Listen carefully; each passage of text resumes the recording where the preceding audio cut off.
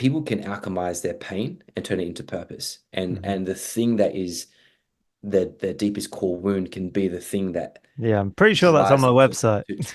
to greatness. Mate, yeah, the joint drives them to greatness, right? And so this is the thing, right? Is that what I what I'm noticing within the personal development field is, especially when it's around trauma, is that people are sometimes collapsing into trauma of being like, I can't do anything until I heal my trauma.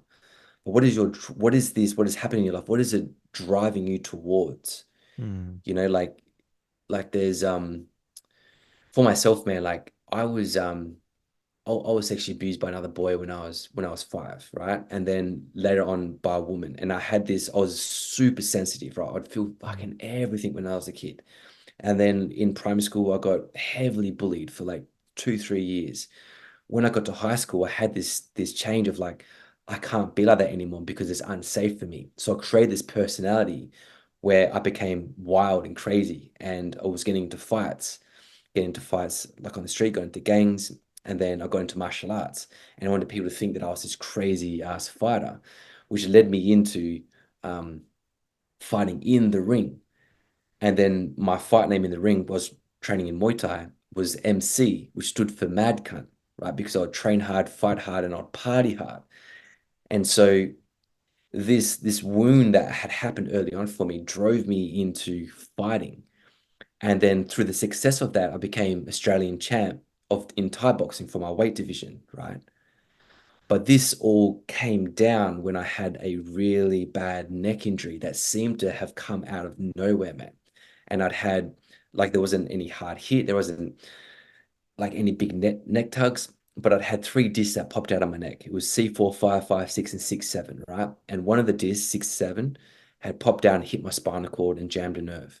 So I lost all the feeling down my arm. And I was at the end of a fight camp in Bangkok and came home. That was essentially the end of my career, right? But it was like this was like the Big Mac truck for not there was something there for me to look at, but fighting also became my distraction as it also became a part of me that was healing at the same time, right? So it was like the poison and the medicine together. But because I Mm. wasn't addressing the deeper wounds, the Big Mac truck came. And there was multiple times throughout my career that I look back and go, oh yeah, that was definitely a sign for me to stop doing what I was doing, and then there was another path for me, right? But that early wound drove me to become an Australian champion of Thai boxing.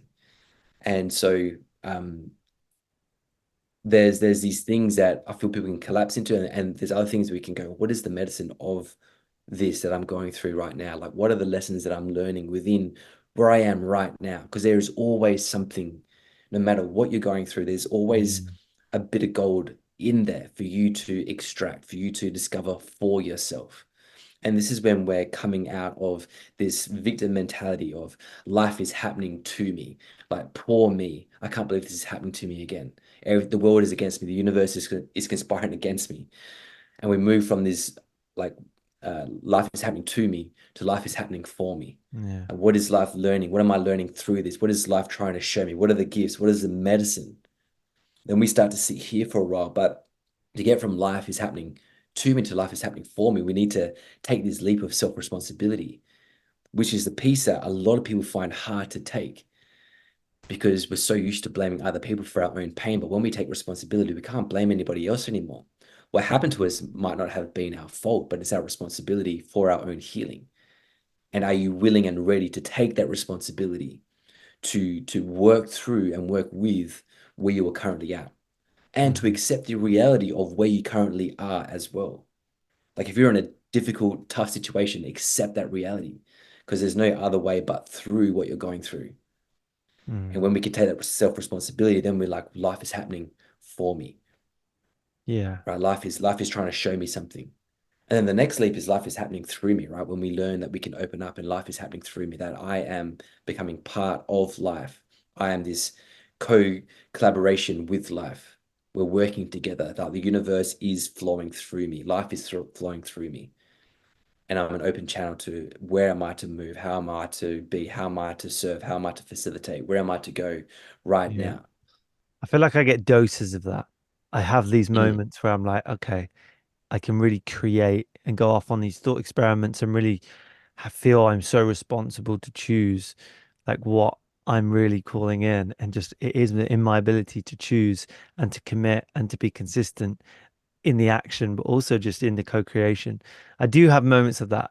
Largely, it's the step before that I feel is more relevant. That I'm definitely the victor, and I've changed that, and everything is an opportunity.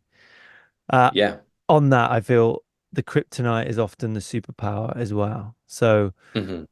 the reason why you care so much and are so good at your job because you care for people is largely you might not have got that as a child, and it's like your biggest voids become your biggest values.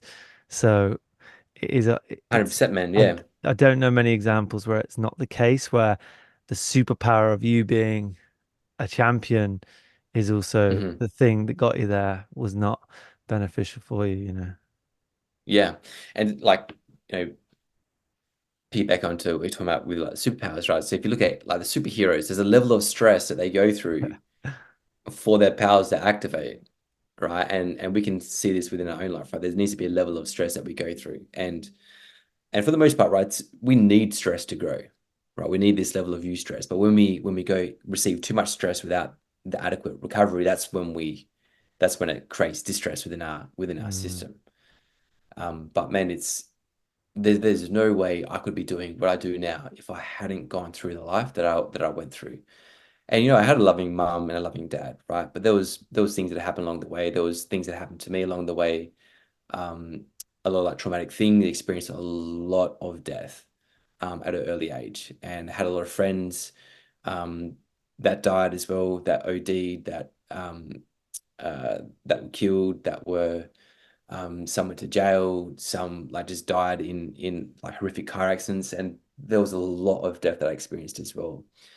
And um, even for myself, man, like I was a judge's decision away from going to jail as well. And just thankfully, like Spirit was with me at that time and ended up getting a like a suspended sentence, right? Where it was like a jail term but given in community hours. And mm, this happened when I was 17. And this was the part where like I was like, I can either keep pretending to be a wannabe gangster or I could be focus my effort into fighting. That was this big shift for me as well.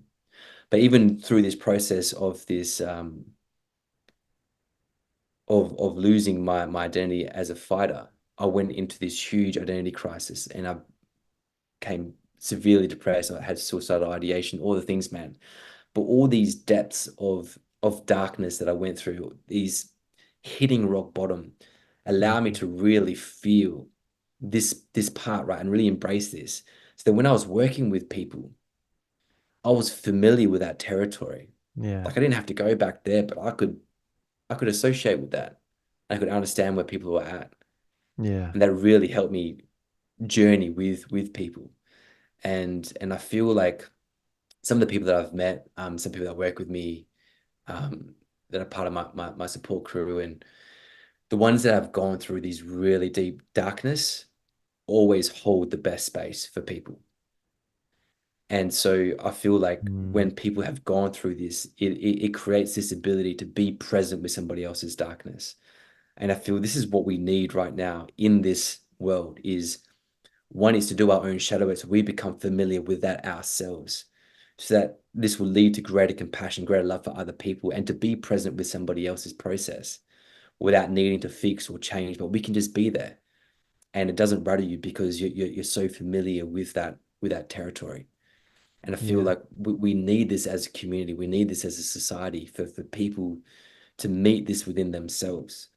Because often when we don't meet our own darkness, we project it onto other people, right? And it's so easy just to even scroll through social media and just see how much hate is out there, how much people love to talk shit about somebody else that is doing something with their life or something mhm, that they disagree with, right? And it's that there is such a huge level of projection um, when people are unwilling to notice their own inadequacies or where they're not living their life how they want to be living.